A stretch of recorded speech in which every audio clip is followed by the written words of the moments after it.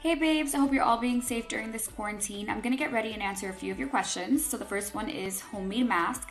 Mine is using Café Bustelo, which is coffee, and hot water to exfoliate my skin, and it gets rid of under eye dark circles. The next question is, what's your basic diet? For me, my diet went out the window once I started quarantine, but normally I'll have 2 boiled eggs in the morning, a chicken salad for lunch, and maybe some fish and jasmine rice for dinner.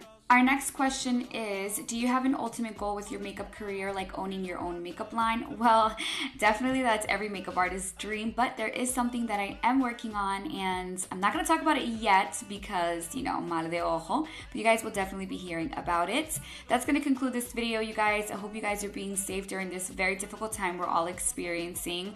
I love you, and I hope that these tutorials really put a smile on your face. I'll see you on my next one. Bye, guys. Siempre apuesta para la misa.